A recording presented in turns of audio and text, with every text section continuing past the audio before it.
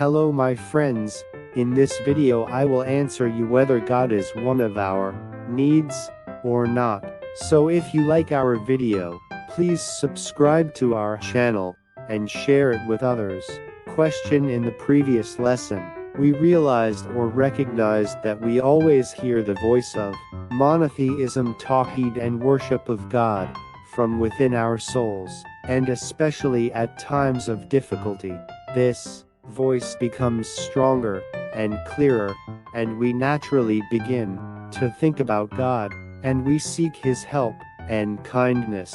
Here it is possible that this question arises, that this inner voice, which we call the voice of our God-given nature, fitrat, is the result of things which we have heard from our environment, and our mother and father have told us, or from school, and it has become very normal and common for us. The answer to this requires a brief introduction. Customs change.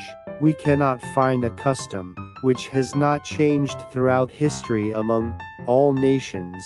Thus, when we see that this is something which exists among all nations, has existed at all times, and during all ages, without exception, we should realize that its roots are in fitrat, and that it is woven into the spirit and soul of human beings. For instance, the love of a mother for her child.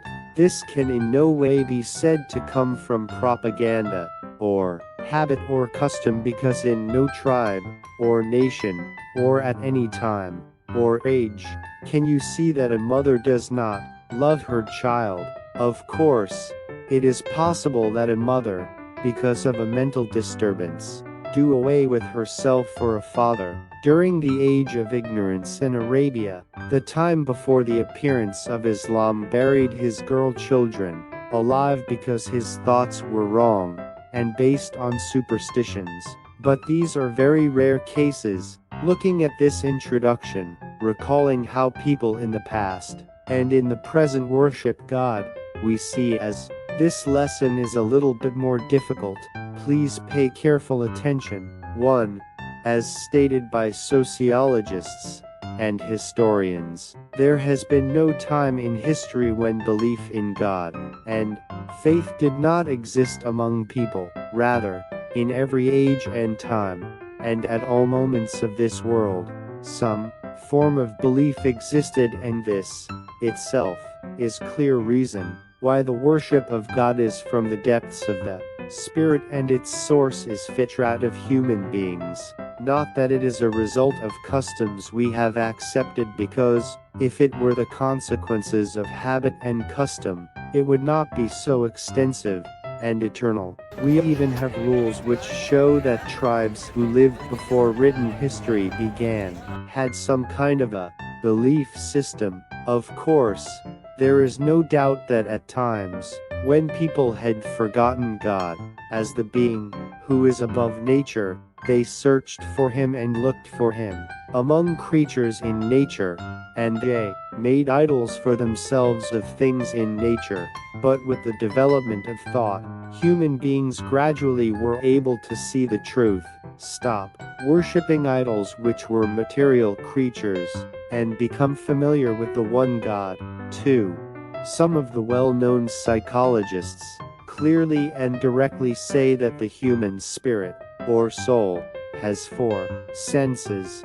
First, the sense of knowledge, which sends a person after science and knowledge, and makes one's spirit thirsty for knowledge whether or not this has any material benefit. Second, the sense of goodness, which is the source for moral and human issues in the world of humanity.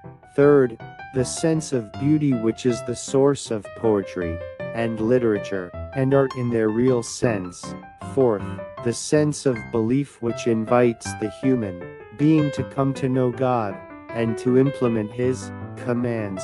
In this way, we see that the sense of worship is one of the senses with the deepest roots of the spirit. That is, they are never separate from each other. 3. In our future lessons, we will see how most materialists even admit to the existence of God, even though they do not mention his name, and instead refer to nature or give him other names.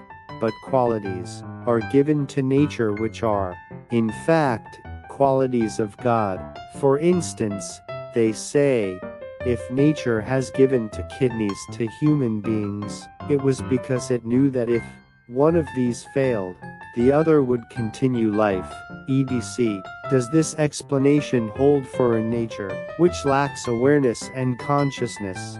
Or is this not a reference to the all-knowing and infinite God, but calling him nature? We can conclude from what has been said that a love for God has always existed in us, and will always continue. Faith in God is an eternal flame which warms our heart and spirit. In order to come to know God, we are not obliged to take a long and complicated way. We quickly turn inward and see we have faith in him. The Holy Quran says, we are closer to the human being than his jugular vein.